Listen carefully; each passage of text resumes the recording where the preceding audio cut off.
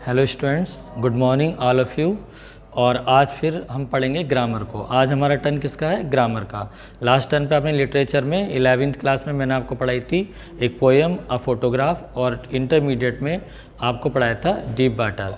तो आज first year और इंटर के लिए ग्रामर में डायरेक्ट नरेशन में आज हमारा टॉपिक है इम्परेटिव सेंटेंस। ठीक है, तो मैंने आपको पहले ही बताया था कि डायरेक्ट से जब इनडायरेक्ट बनाते हैं तो हम 5 प्रकार के जो सेंटेंस होते हैं, यानी 5 टाइप्स सेंटेंस में फर्स्ट ऑफ ऑल आता है एसर्टिव सेंटेंस, उसको हम पढ़ चुके हैं। दूसरा हमारा आता है इंटरोगेटिव सेंटेंस, उसको भी हमने पढ़ लिया है। तो एसर्टिव में मैंने आपको बताया था कि किस प्रकार से कंजंक्शन दैट का यूज करते हैं, सेज को सेज में रहने देते हैं, सेज टू को टेल्स में, सैड का सैड और सैड टू का टोल्ड हो जाता है। ठीक है, फिर इंट्रोगेटिव की बारी आई थी on the turn off interrogative sentence. तब मैंने आपको पढ़ाया था कि इंटरोगेटिव में हम किस प्रकार से वहाँ पर सैड को और सैड टू को आस्क्ड में, इंक्वायरीड में चेंज करते हैं। कंजंक्शन इफ़ या वेदर का यूज़ करते हैं। क्वेश्चन वर्ड से शुरू होने पर हम कंजंक्शन उसी क्वेश्चन वर्ड को बनाते हैं और सेंटेंस को असर्टिव में बनाते हैं। उसी क्रम में आज हम थर्ड सेंटेंस को पढ़ेंगे डायरेक्ट से इनडायरेक्ट में, इम्पेरेटिव सेंटेंस। तो सबसे पहले हम जानेंगे बच्चों कि what is imperative sentence. Imperative sentence होता क्या है? तो इम्पेरेटिव का हम हिंदी में अर्थ जानें तो आदेशात्मक वाक्य, यानी इस तरह के वाक्य जिनमें हम किसी को आदेश देते हैं, ठीक है, सलाह देते हैं, किसी से प्रार्थना करते हैं, या हम किसी को कोई काम करने से मना करते हैं, दैट इज़ इम्पेरेटिव सेंटेंस। अब इसकी डेफिनेशन इंग्लिश में, in an imperative sentence there is a command और ऑर्डर, एडवाइज, रिक्वेस्ट और प्रोविहेशन। प्रोविहेशन का मतलब होता है मना करना। तो हम किसी को इसमें कमांड यानी आज्ञा देते हैं, ऑर्डर करते हैं, किसी को हम सलाह यानी एडवाइस परामर्श करते हैं, और किसी को हम रिक्वेस्ट यानी प्रार्थना करते हैं, और कहीं कहीं पर हम किसी को मना करते हैं। ये मैंने आपको इसकी आइडेंटिफिकेशन, पहचान बताई। ये सेंटेंस अब शुरू किस तरह से होते हैं, अपने हम रूल लिख सकते हैं कॉपी में। वैसे तो पीडीएफ में रूल लिखे हुए, लेकिन फिर भी ओरली आप इसको सुनते हैं तो ज़्यादा अच्छा लगता है। तो यहाँ पर हम अगर रूल को बात करें तो रूल में इम्पेरेटिव सेंटेंस में सबसे पहले इसकी पहचान क्या होगी कि जो सेंटेंस होता है रिपोर्टेड स्पीच का सेंटेंस, यानी in direct narration, in direct narration the sentence of reported speech begins with the first form of the verb, यानी कि सेंटेंस जो शुरू होता है वो वर्ब की फर्स्ट फॉर्म से शुरू होता है। ठीक है, या निगेटिव सेंटेंस डू नॉट या नेवर से शुरू होता है।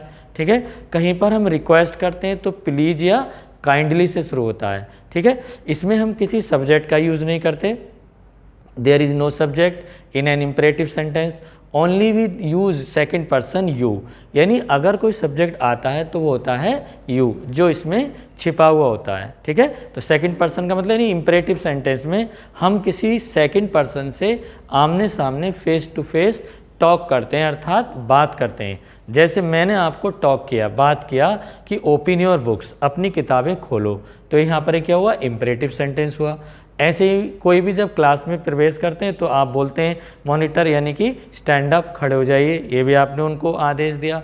ठीक है, तो इस तरीके से हम किसी से रिक्वेस्ट करते हैं, please help me, please come here, तो ये भी हमारा क्या हुआ, इम्पेरेटिव सेंटेंस। अगर हमने किसी को मना किया है तो डू नॉट टेल अ लाई, झूठ मत बोलो, एडवाइस हो गया। नेवर क्या था, एब्यूज अदर्स, कभी दूसरों को गाली मत दो, तो ये भी हमारा एक इम्पेरेटिव सेंटेंस हुआ। तो in an imperative sentence there is a command, order, request, advice and prohibition. Prohibition का मतलब हम किसी को कोई काम करने से मना करते हैं। और एक नई इंपॉर्टेंट बात क्या है कि there is no subject in reported speech, only first form of the verb, do not, never, always, ever, please, kindly. इधर क्लियर, ये इसकी मैंने आपको पहचान बताई। अब जब हम इसको डायरेक्ट से इनडायरेक्ट में चेंज करेंगे तो सबसे पहले हम इसके रूल को फॉलो करेंगे। पहचान मैंने आपको बता दी, अब रूल क्या है, अपनी कॉपी में इसके रूल को लिख लीजिए। सबसे पहला रूल क्या है कि रिपोर्टेड स्पीच में, यानी जब कहीं पर हम आदेश देते हैं, ठीक है, तो फर्स्ट रूल आप लिखिए कि सैड या सैड टू, सैड या सैड टू चेंज इनटू, ठीक है, सेड या said to, change into. Number 1 point, आज्ञा देने पर, ऑर्डर्ड में। किस में चेंज करेंगे? ऑर्डर्ड में। क्लियर? नंबर 2, सलाह देने पर। क्लियर? सलाह देने पर, एडवाइज्ड में। फिर थर्ड नंबर पे, प्रार्थना करने पर, प्रार्थना करने पर, रिक्वेस्टेड। ठीक है? और फिर हम लिखेंगे मना करने पर, मना करने पर, forbade, FORBADE। Is that clear?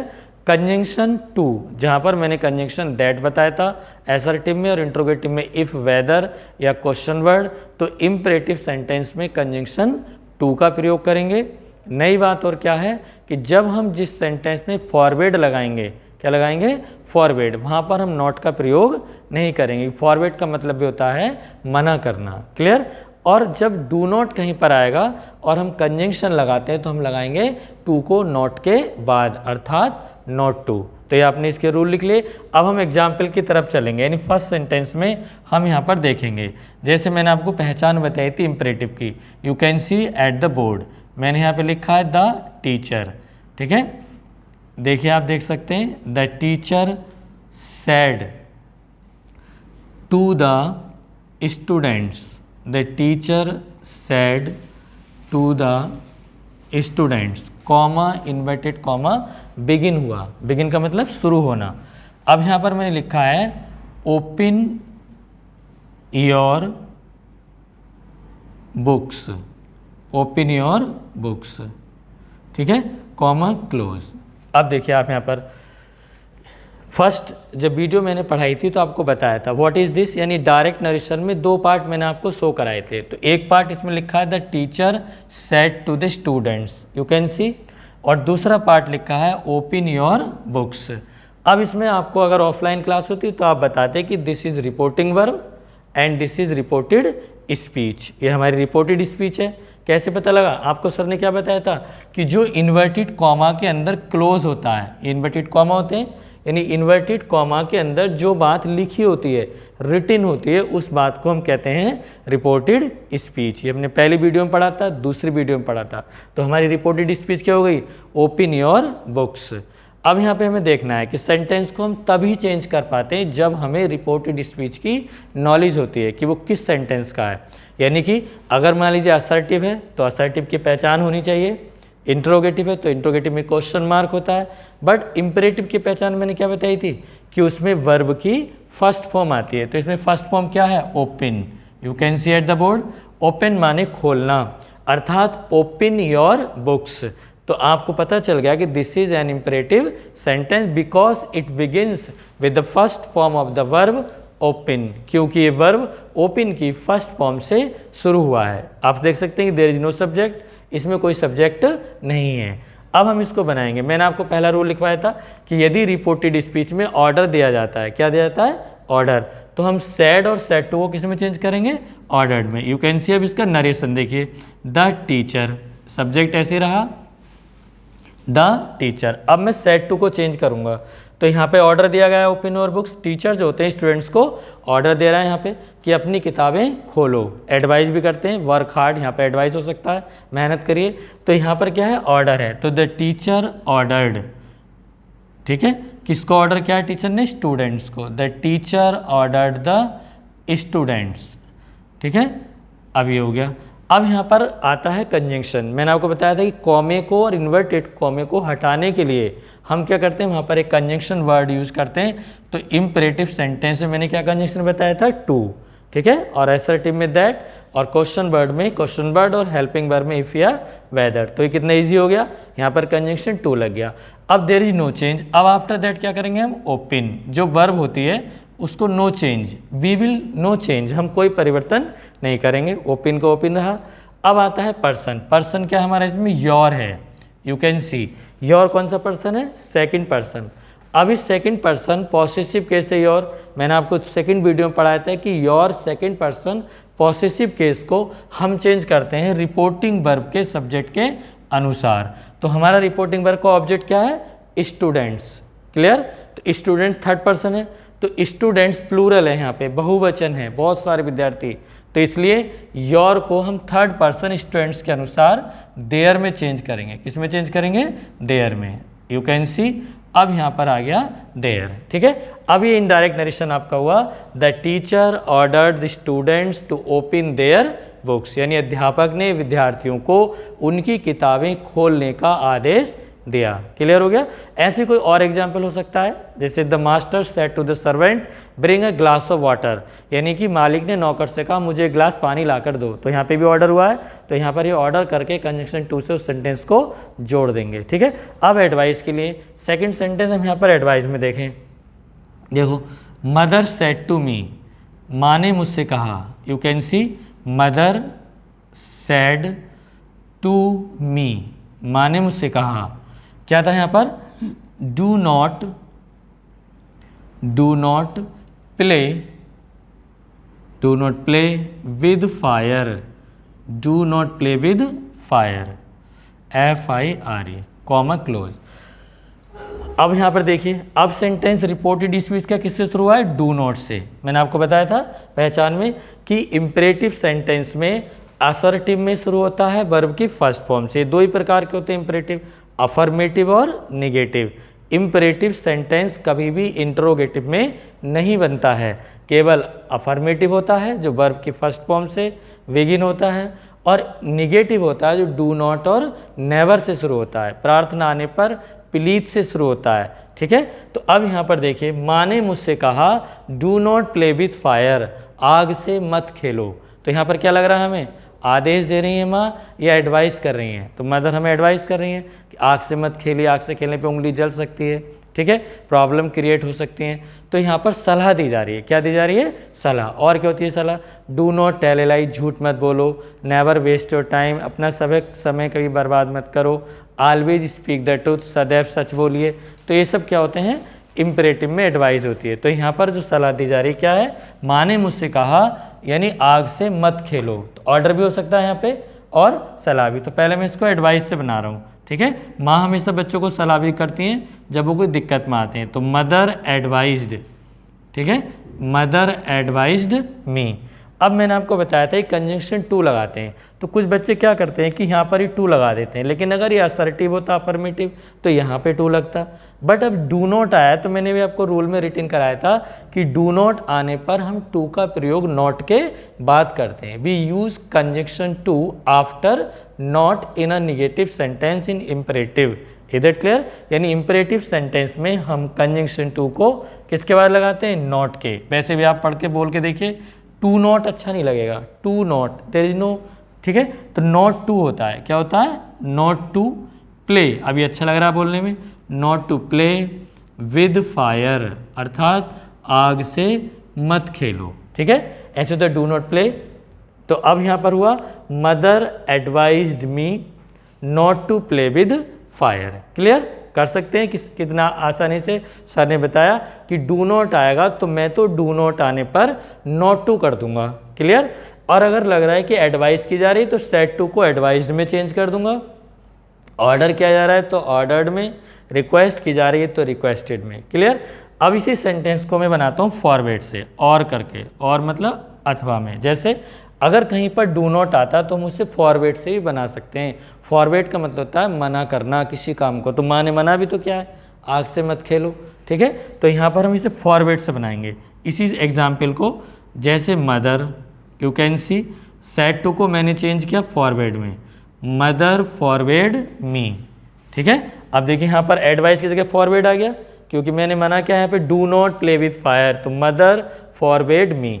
जब हम फॉरवर्ड लगाते हैं, मैंने वीडियो के बिगिनिंग में आपको बताया था कि फॉरवर्ड लगाते हैं हम नॉट का प्रयोग नहीं करते हैं। क्या सीखेंगे, दोबारा रिपीट कर रहा हूँ कि जब हम फॉरवर्ड का यूज करते हैं तब हम नॉट का यूज नहीं करते। Is that clear. तो यहाँ पर हम कंजंक्शन केवल क्या लगा देंगे, टू, और आगे पूरा सेंटेंस ऐसे रहेगा, प्ले विद फायर, ठीक है, play with fire, you can see, play stop. अब ये सेंटेंस में ना, mother forbade me to play with fire, यानी माँ ने मुझसे आग से खेलने के लिए मना किया। अब एक सिंपल सेंटेंस जिसमें हम किसी को रिक्वेस्ट करते हैं, ठीक है। जैसे मान लीजिए सी सैड, यहाँ पर देखें next example, she said to me, उसने मुझसे कहा please please help me, please help me, you can see at the board. अब सेंटेंस का रिपोर्टेड स्पीच किससे शुरू हुआ है? प्लीज़ से। किससे शुरू हुआ है? प्लीज़। अब यहाँ पे प्लीज़ भी हो सकता है और काइंडली भी हो सकता है। तो जब यहाँ पर हम रिक्वेस्ट करते हैं तो किससे शुरू करते हैं? प्लीज़ से। तो अब ये प्लीज़ आया, तो शी सेड टू मी, उसने मुझसे कहा प्लीज़ हेल्प मी, कृपया मेरी मदद करो।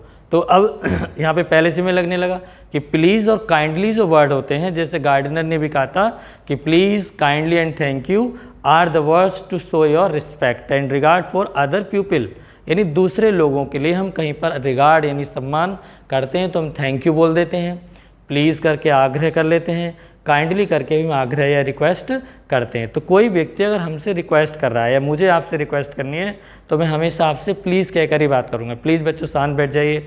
आप भी मुझसे कह सकते हैं सर प्लीज़ एक बार और रिपीट कर दीजिए, प्लीज़ रिपीट द सेंटेंस। तो इस तरह से हम सामने वाले व्यक्ति से सेकंड पर्सन से अगर प्लीज़ में बात करते हैं तो हमारी बात को एक्सेप्ट कर लेता है, जल्दी सुन लेता है। और अगर हम उसे चीख कर बोलते हैं कि एक बार और बता दे तो वो फिर हमारी बात को नहीं सुनता है, डांट देता है या इरिटेट हो जाता है। ठीक है, तो हमें ऐसा नहीं करना चाहिए, बल्कि हमें आग्रहपूर्वक अपने काम को कहना चाहिए। तो यहाँ पे प्लीज़ आया तो मैंने आपको प्लीज़ का इतना अच्छा एक्सप्लेन दिया। उसने मुझसे कहा मेरी मदद करो, कृपया मेरी मदद कीजिए। तो प्लीज़ आने पर मैंने क्या बताया था? सी रिक्वेस्टेड, सेड टू को हम चेंज करेंगे रिक्वेस्टेड में। कितना आसान है, ठीक है। तो यहाँ पर रिक्वेस्टेड हो गया, यानी डायरेक्ट नरेशन में भी और एक्टिव से पैसिव में भी जब कभी प्लीज़ आए, इसको साधारण भाषा में समझ लो। आप केवल इतना पढ़ लीजिए कि सर ने बताया था कि जब प्लीज़ आएगा तो मैं तो नरेशन बनाते समय सैड को और सैड टू को रिक्वेस्टेड में ही चेंज करूँगा, बस। और कुछ में सीखना चाहें तो यहाँ पर देखो मैंने रिक्वेस्टेड लगा दिया। अब मैं यहाँ से प्लीज़ को हटा दूंगा। कुछ बच्चे क्या करते हैं, रिक्वेस्टेड भी लिख देते हैं और प्लीज़ भी लिख देते हैं, लेकिन प्लीज़ डायरेक्टली हम यूज़ करते हैं और रिक्वेस्ट इनडायरेक्टली। जब आप मेरे पास आएंगे पर्सनली तो आप बात करेंगे सर आई रिक्वेस्ट यू, मुझसे मैं आपसे प्रार्थना करता हूँ, तो आपने मुझसे डायरेक्टली यहाँ पर बात की, ये भी डायरेक्टली बात की। तो रिक्वेस्ट का मतलब है यानी कि उसने मुझसे प्रार्थना की, अब मैं उसकी बात को मैं आपसे बता रहा हूँ, तो इसलिए यहाँ पर रिक्वेस्टेड हो गया। तो सी रिक्वेस्टेड मी, कंजंक्शन टू लगाएंगे, हेल्प का हेल्प ही रहेगा, वर्ब चेंज नहीं होती। अब बचता है पर्सन। पर्सन क्या है यहाँ पर? मी कौन सा पर्सन है? फर्स्ट। ठीक है, तो फर्स्ट पर्सन ये मी ऑब्जेक्ट है आई का, किसके अनुसार चेंज होता है? आपको मैंने लास्ट वीडियो में बताया था कि me change according to the subject of the reporting verb. तो व्हाट इज हमारा सब्जेक्ट क्या है यहाँ पर? हमारा सी क्या है? Third person. किसके लिए आता है? फीमेल के लिए, अर्थात स्त्रीलिंग में। तो हम इसको चेंज करेंगे तो क्या आ जाएगा यहाँ? तो अब इसको मी को चेंज करो, सी के अनुसार क्या होगा? क्या हो जाएगा? हर। तो यहाँ हो जाएगा हेल्प हर। ठीक है, तो अब ये सेंटेंस क्या हुआ? सी रिक्वेस्टेड मी रह गया यहाँ पर, तो यहाँ पे क्या आएगा ऑब्जेक्ट में? She requested me. ठीक है, और कंजंक्शन टू, तो यहाँ पर हुआ she requested me to help her, यानी उसने मुझसे प्रार्थना की उसकी मदद करने के लिए। Is that clear? तो अब जब भी प्लीज आएगा तो वहाँ पर क्या करेंगे हम? रिक्वेस्टेड।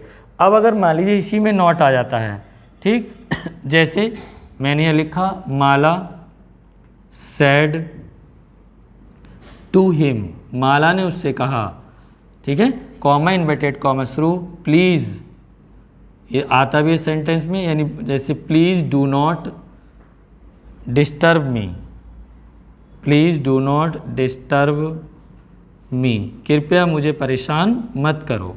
ठीक है, तो अब यहाँ देख सकते हैं माला सेड टू हिम, माला ने उससे कहा please do not disturb me, कृपया मुझे परेशान मत करो। तो यहाँ पे भी किससे शुरू हुआ है? ये प्लीज से। ठीक है, अब इस प्लीज के अनुसार हम सेड टू को किस में चेंज करेंगे? रिक्वेस्टेड में। आप देख सकते हैं तो ये हो जाएगा माला रिक्वेस्टेड, REQUESTED, माला रिक्वेस्टेड हिम। ठीक है, अब प्लीज को फिर हटा देंगे यहाँ से, कंजंक्शन टू, और फिर डू को भी हटाएंगे और क्या रह जाएगा? यहाँ पे हम क्या लगेंगे? नॉट टू, यानी नॉट टू। ठीक, नॉट टू। अब क्या रह गया? डिस्टर्ब। ऐसी रही सेम वर्ब को नो चेंज, तो डिस्टर्ब। अब मी को चेंज करो फिर से, माला के अनुसार क्या हो जाएगा? हर। ठीक है, अब ये सेंटेंस हुआ। मैंने आपको बताया था कि जब भी डू नॉट आएगा तो हम नॉट टू करते हैं। क्या करते हैं? Not to. You can see, इस राइटिंग में प्रॉब्लम होती है तो हम सुन सकते हैं माला रिक्वेस्टेड हिम। ठीक है, Mala requested him not to disturb her. Clear. तो ये मैंने इम्परेटिव का फर्स्ट पार्ट आपको पढ़ाया, जिसमें रिपोर्टेड स्पीच शुरू होती है किसी हेल्पिंग वर्ब यानी किसी कह सकते हैं हम वर्ब के फर्स्ट फॉर्म से, ठीक है। निगेटिव में डू नॉट या नेवर से, और असर्टिव अफर्मेटिव में ऑलवेज से, और प्रार्थना में रिक्वेस्टेड से, और हम इसमें कंजंक्शन टू का यूज़ करते हैं, ठीक है। अब हम इसके सेकंड पार्ट को पढ़ेंगे, यानी कि जो लेट वाला हमारा सेंटेंस आता है, ठीक है। तो सेकंड पार्ट में जो लेट से शुरू होते हैं, इम्पेरेटिव में let, you can see. Let का मतलब क्या होता है, देखो पहले मैं बताऊंगा यहाँ पर LET लेट। लेट मीन्स क्या है, यानी नरेशन में वर्ड आता है इम्परेटिव में लेट, अच्छा वर्ड होता है। तो लेट का मतलब क्या होता है, दो या दीजिए, ठीक है। तो इसका मतलब कोई चीज़ देने से नहीं होता है, बल्कि हम किसी से आग्रह करते हैं कि मुझे जाने दो, ठीक है। इंग्लिश में मैंने बोला लेट मी गो, ठीक। ऐसे मैंने कहा मुझे यहाँ बैठने दीजिए, हिंदी में बोलते हैं, मैं इंग्लिश में कह दूंगा लेट मी सिट हेयर, ठीक है। तो इस तरह से लेट का मतलब होता है दो या दीजिए, अर्थात हम किसी से आग्रहपूर्वक इम्परेटिव में बात करते हैं या किसी को ऑर्डर करते हैं, सजेशन करते हैं यानी सुझाव देते हैं, प्रपोजल रखते हैं, प्रस्ताव देते हैं, तब वहाँ पर हम लेट का यूज करते हैं। मुझे जाने दीजिए, लेट मी गो, ठीक है। मुझे पढ़ने दीजिए, लेट मी रीड। मुझे सोने दीजिए, लेट मी स्लीप, ठीक है। इस तरह से हमने लेट का यूज़ किया। ऐसे ही हमें चलना चाहिए, लेट्स गो नाउ। हमें खेल शुरू करना चाहिए, let's play now. Is that clear. तो कितना अच्छा, आप भी जब क्लास में आएँ, बैठें उठें, तो अपने दोस्तों से बोल सकते हैं कि लेट मी सिट हियर, मैं यहाँ बैठ जाऊँ, मुझे यहाँ बैठने दीजिए, ठीक है। लेट मी गो नाउ, मुझे अब जाने दीजिए। तो जब जाने के लिए तैयार हो रहे होते हैं तो वहाँ पर भी हम बोलते हैं लेट मी गो। अभी शर्मा जी कह जाना चाहते हैं तो कह सकते हैं लेट मी गो, मुझे जाने दीजिए, है ना। बैठने के लिए भी कह सकते हैं लेट मी सिट, मुझे यहाँ बैठने दीजिए, ठीक है। तो लेट मी सिट, मैंने कहा मुझे बैठने दो, लेट मी सिट, ठीक है। तो ऐसे करके कहीं पर भी हम लेट का यूज़ करते हैं, समझ में आ गया।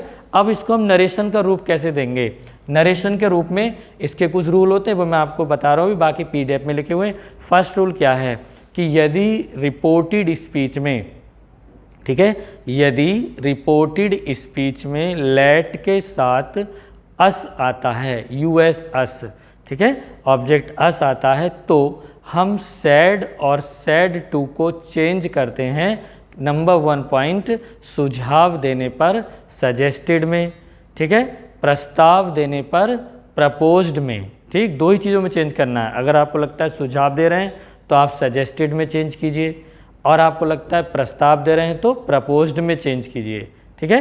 कंजंक्शन दैट का यूज करेंगे, ठीक। अस को बी में और दे में चेंज करेंगे, जो ऑब्जेक्ट अस है उसे बी और दे में, और फिर लेट को चेंज करेंगे शुड में, ठीक है, SHOULD। ये सारे रूल PDF में लिखे हुए हैं, लेकिन मैंने आपको बता दिए कि यदि लेट के साथ रिपोर्टेड स्पीच में अस आता है। तो पहला एग्जाम्पल यहाँ पर देख सकते हैं, जैसे Ram said to me, Ram ने मुझसे कहा, लेट अस, ठीक है, लेट अस गो नाउ, अब हमें चलना चाहिए, यू कैन सी। अब देखो रिपोर्टेड स्पीच में लेट के साथ क्या है बच्चों, अस आया, क्या आया, अस, ठीक। तो ये विशेषता होती है, अस आएगा तो रूल अलग लगेंगे, अस नहीं आएगा तो रूल अलग लगेंगे। तो यहाँ पर लेट के साथ क्या है, अस। तो राम ने मुझसे कहा अब हमें चलना चाहिए, क्या कर रहा है यहाँ पे, सुझाव दे रहा है, चलने के लिए उसने सुझाव दिया है, ठीक है, कि चलें भैया देर हो रही है, तो ये सुझाव हो गया। अब इसमें हम प्रस्ताव भी रख सकते हैं चलने का कि भाई चलो अब चलें, ठीक है। तो यहाँ पर मैंने इसको सजेशन माना है, तो मैं यहाँ पर चेंज कर रहा हूँ राम सजेस्टेड, ठीक है, SUGGESTED, राम सजेस्टेड मी, ठीक है। कंजंक्शन आपको मैंने बताया था दैट, यानी आप क्या पढ़ रहे होंगे कि जब लेट के साथ अस आएगा तो कंजंक्शन क्या लगाएंगे, दैट। अब चेंज करेंगे हम पहले अस को, अस का क्या होगा, अस को हम चेंज करते हैं। सबसे पहले क्या चेंज होता है, अस को चेंज करेंगे बी में या दे में। बी में कब करते हैं, जब यहाँ फर्स्ट पर्सन आता है, तो मी फर्स्ट पर्सन है, राम यहाँ पे थर्ड पर्सन है, तो दोनों को मिलाया क्या हो गया, वी हो गया। लेट का क्या करेंगे, शुड, आप देख सकते हैं शुड गो, और नाउ का क्या हो जाता है, देन, ठीक है। अब हमारा सेंटेंस हुआ Ram suggested me that we should go then. ठीक है, तो यहाँ पर अस को बी में ही क्यों चेंज किया, बी और दे में ही चेंज होगा अस केवल, लेकिन बी में कब चेंज होगा, जब यहाँ फर्स्ट पर्सन आता है या यहाँ फर्स्ट पर्सन आता है। एक बार अगर रिपोर्टिंग वर्ब में फर्स्ट पर्सन है तो हम अस को बी में चेंज करते हैं, और अगर फर्स्ट पर्सन नहीं है तो दे में, और फिर लेट को चेंज करते हैं शुड में। मैंने एरो भी कर दिया यहाँ पे। अब इसी का एक दूसरा एग्जाम्पल देखो, सी, बस 2 एग्जाम्पल और हैं। सी सैड टू हिम, उसने उससे कहा, comma Sita said to him, comma inverted comma शुरू, लेट अस, क्या आ जाएगा, let us go to cinema. ठीक है, अब यहाँ पे सिनेमा जाने का सीता ने क्या किया है, प्रपोज किया है, यानी चलने के लिए उसने प्रपोजल रखा है। तो Sita said to him let us go to cinema, Sita ने उससे कहा हमें सिनेमा चलना चाहिए, प्रस्ताव रखा है। तो अब मैं यहाँ पर क्या करेंगे, सेड टू को प्रपोज्ड में चेंज करेंगे। Sita proposed, PROPOSED, proposed him, conjunction that. ठीक है, कंजंक्शन दैट आ गया। अब अस है, देखिए अस को मैंने बताया बी या दे में चेंज करेंगे। अब यहाँ पे फर्स्ट पर्सन नहीं, सीता भी थर्ड पर्सन है, हिम भी थर्ड पर्सन है, इसलिए अस का क्या हो जाएगा, दे। ठीक है, अब लेट का क्या होगा, शुड, यानी लेट को हम शुड में चेंज करेंगे। गो का गो टू सिनेमा। ठीक, तो ये बच्चों हमारा हुआ लेटस वाले सेंटेंस, जिसमें लेट से अगर अस आता है तो हम सैड और सेड टू को सजेस्टेड में चेंज करेंगे, प्रपोज्ड में, कंजंक्शन दैट लगाएंगे, फिर अस को चेंज करेंगे बी में या दे में, फिर लेट का हम शुड में चेंज करेंगे, बाकी नो चेंज, बाकी पुराने परिवर्तन है। अब इसमें तीसरा सेंटेंस है जिसमें लेट के साथ, जैसे हमने यहाँ लिखा, द गर्ल सैड, लड़की ने कहा, let me leave alone, let me leave now, ऐसे समझ लीजिए और आसान हो जाएगा। देखो अब दूसरा रूल क्या आता है लेट में, कि यदि रिपोर्टेड स्पीच में लेट के साथ अस के स्थान पर अन्य ऑब्जेक्ट आते हैं, तो लेट के साथ यहाँ पे क्या हुआ है, मी। इसको आप अपनी PDF अपनी कॉपी में नोट कर लें, रोल नंबर 2, कि यदि रिपोर्टेड स्पीच में लेट के साथ अस के स्थान पर अन्य ऑब्जेक्ट आते हैं तो हम सैड या सेड टू को चेंज करते हैं, ऑर्डर देने पे ऑर्डर्ड में, सलाह देने पर एडवाइज्ड में, प्रार्थना करने पर रिक्वेस्टेड में। कंजंक्शन टू लगाएंगे, लेट को चेंज नहीं करेंगे, ऑब्जेक्ट का ऑब्जेक्ट चेंज होगा। सुन लिया, यही चीज़ PDF में लिखी हुई है। तो the girl sad let me leave now, तो यहाँ पर क्या लग रहा है आपको, बिना प्लीज़ के हैं रिक्वेस्ट हो रही है, प्लीज़ भी हो सकता था, लड़की ने मुझसे कहा please let me leave now. ठीक है, तो यहाँ पर रिक्वेस्ट की जा रही है, तो मैं यहाँ चेंज करता हूँ, the girl, you can see the girl requested, REQUESTED, the girl requested me, conjunction to. अब क्या आएगा बोलो, the girl requested me to leave, अब वर्ब आएगी टू लीव। अब किसे चेंज करेंगे हम, ऑब्जेक्ट को, ऑब्जेक्ट क्या हमारा मी, फर्स्ट पर्सन है, गर्ल के अनुसार चेंज होगा हर में, टू लीव हर अलोन, क्या आएगा, नाउ का क्या कर देते हैं हम, देन। ठीक है, फुल स्टॉप। अब ये सेंटेंस हुआ, the girl requested me to leave her then. ठीक, तो जब कहीं पर लेट के साथ अस ना आए तो हम रिक्वेस्टेड या ऑर्डर में, एक लास्ट एग्जाम्पल 4 नंबर पे जिसमें ऑर्डर करते हैं। देखो, द मैन सैड, आदमी ने कहा, डू नॉट, ठीक है, don't let him run away, ठीक है, उसे मत भागने दो। क्लियर। अब देखिए यहाँ पे आप देख सकते हैं इसमें लेट के साथ क्या आया है, हिम आया है। तो मैंने आपको सेकंड रूल क्या पढ़ाया था कि यदि रिपोर्टेड स्पीच में लेट के साथ अस के स्थान पर अन्य ऑब्जेक्ट आते हैं then we can change reporting verb said into किसमें, एडवाइज्ड में, ऑर्डर्ड में, रिक्वेस्टेड में, and we use conjunction to. ठीक है, सब्जेक्ट यानी ऑब्जेक्ट चेंज इनटू ऑब्जेक्ट, और लेट इज़ नो चेंज, अर्थात लेट को हम चेंज नहीं करते हैं। तो यहाँ पर क्या लग रहा है आपको, आदमी ने कहा उसे मत भागने दो, ऑर्डर दिया जा रहा है यहाँ पे। ठीक है, तो यहाँ पर don't cross the line of control, यानी लाइन ऑफ कंट्रोल को क्रॉस मत करो, तो ऑर्डर हो गया यहाँ पर भी। तो यहाँ पर आग्रह नहीं कर रहे, वो ऑर्डर कर रहे हैं कि don't let him run away, उसे मत भागने दीजिए। ठीक है। तो किसी को हम ऑर्डर भी करते हैं तो अब क्या आएगा यहाँ पे, the man ordered, you can C indirect narration में द मैन ऑर्डर्ड, ठीक। अब यहाँ पर हम डू को हटाएंगे, क्या रह जाएगा, नॉट टू, क्या होगा, नॉट टू। अब लेट का लेट ही रहता है, इसमें चेंज नहीं होता। अब हिम थर्ड पर्सन है, नो चेंज, ठीक है। रन का रन ही रहेगा, वर्ब इज नो चेंज, और अवे ऐसा का ऐसे ही लिख दिया जाएगा। क्लियर। तो अब मैं इसको आपको मैंने बताया, the man ordered not to let him run away. तो नरेशन में आज मैंने आपको इम्परेटिव के फर्स्ट एंड सेकंड दोनों पार्ट पढ़ाए। फर्स्ट में जो रिपोर्टेड स्पीच शुरू होती है वर्ब की फर्स्ट फॉर्म से, ठीक है, और जो सेकंड पार्ट है वो मैंने आपको बताया कि रिपोर्टेड स्पीच शुरू होती है लेट से। लेट के मैंने 2 रूल आपको बताए कि यदि रिपोर्टेड स्पीच में लेट के साथ आस आता है तो सैड या सैड टू को हम सजेस्टेड या प्रपोज्ड में चेंज करते हैं, कंजंक्शन दैट लगाते हैं, अस को वी में और दे में चेंज करते हैं, और लेट को शुड में चेंज करते हैं, ठीक है। और लेट के साथ यदि अस के स्थान पर अन्य ऑब्जेक्ट आते हैं तो वहाँ पर हम उन ऑब्जेक्ट के अनुसार सैड या सैड टू को सेंस के अकॉर्डिंग चेंज करते हैं। किस किस में, ऑर्डर्ड में, एडवाइज्ड में, रिक्वेस्ट में। Is that clear. Conjunction to and let is no change and object change into object, ठीक है। तो इस तरह से हमने पढ़ा, बहुत अच्छा टॉपिक था। इम्पेरेटिव सेंटेंस, हम किसी को आदेश दे सकते हैं, एडवाइस कर सकते हैं, रिक्वेस्ट कर सकते हैं, और इसी प्रकार से हम किसी से लेट के थ्रू से आग्रह, रिक्वेस्ट या ऑर्डर कर सकते हैं। नेक्स्ट वीडियो में हम पढ़ेंगे एक्सक्लेमेटरी और ऑप्टेटिव सेंटेंस को, फिर आपका इनडायरेक्ट नेशन का जो टर्न है वो फिनिश हो जाएगा। इसके साथ ही साथ जो हम वर्क भेज रहे हैं उस वर्क को कंप्लीट करते रहिए।